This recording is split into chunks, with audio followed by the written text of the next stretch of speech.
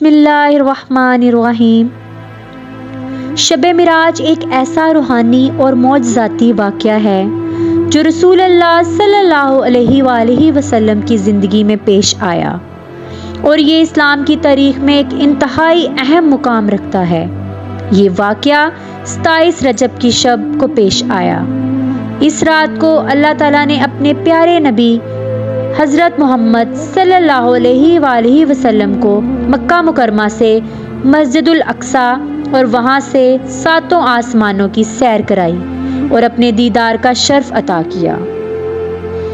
कुरान करीम में सूरत बनी इसराइल की पहली आयत में इरशाद बारी ताला है, वो ज़ात पाक है जो एक रात अपने बंदे को मस्जिदुल हराम यानी खाना काबा से मस्जिदुल अक्सा यानी बैतुल मुक़द्दस तक, जिसके इर्द गिर्द हमने बरकतें रखी हैं, ले गया ताकि हम इसे अपनी कुदरत की निशानियां दिखाएं।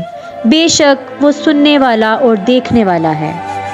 आगे बढ़ने से पहले हमारे चैनल को सब्सक्राइब कर दें और हमारी वीडियो को लाइक और शेयर कर दें।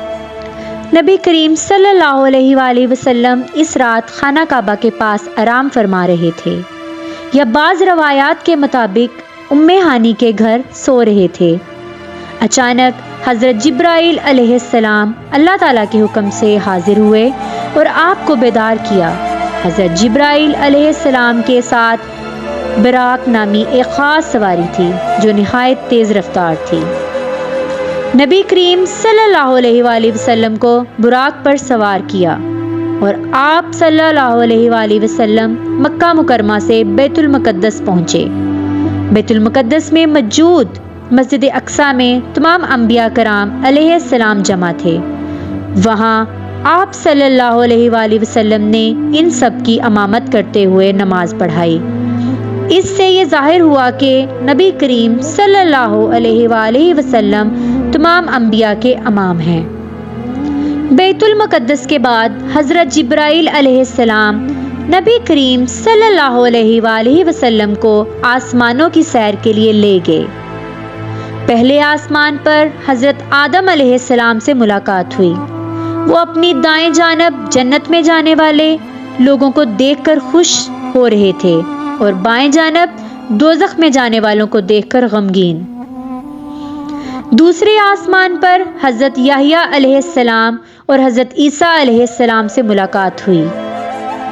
तीसरे आसमान पर आपकी मुलाकात हज़रत यूसुफ अलैहिस्सलाम से हुई, जिन्हें अल्लाह ने बेमिसाल हुस्न अता किया था।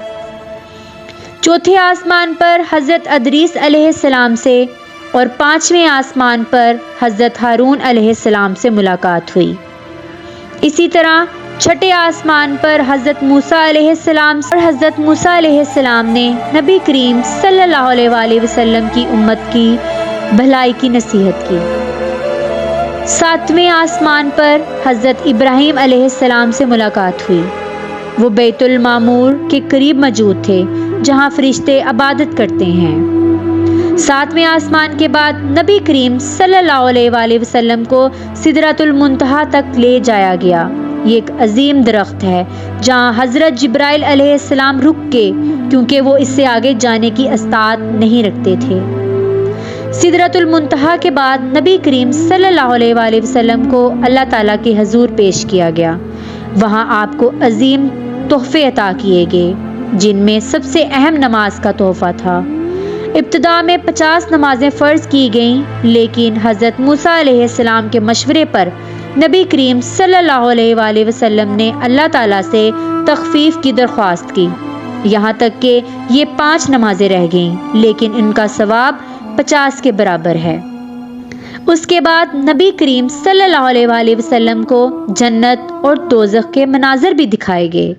जन्नत में ईमान वालों के लिए इनामात और दोज़ख में गुनाहगारों के अजाब के मनाज़र ने उम्मत को इनकी अंजाम दही के बारे में ख़बरदार किया। इसके बाद नबी करीम सल्लल्लाहु अलैहि वसल्लम को वापस मक्का मुकरमा ले जाया गया। ये पूरा वाक़या निहायत मुख्तसर वक्त में पेश आया और जब आप सल्लल्लाहु अलैहि वसल्लम वापस आए तो बिस्तर अभी गर्म था। शब मिराज के वाक़या से हमें नमाज की अहमियत, नबी करीम की फजीलत آخرت پر یقین، امت کی رہنمائی کا سبق ملتا ہے۔ نماز شب معراج کا سب سے بڑا تحفہ ہے۔ یہ بندے کو اللہ سے جوڑنے کا ذریعہ ہے۔ اس واقعے نے واضح کیا کہ نبی کریم صلی اللہ علیہ وآلہ وسلم تمام انبیاء کے سردار ہیں۔ جنت اور دوزخ کے مشاہدے نے قیامت اور آخرت کی حقیقت کو مزید واضح کیا۔ اس واقعے کے ذریعے امت کو یہ سبق دیا گیا کہ وہ اپنے اعمال درست کرے اور اللہ کی قربت حاصل کرنے کی کوشش کرے۔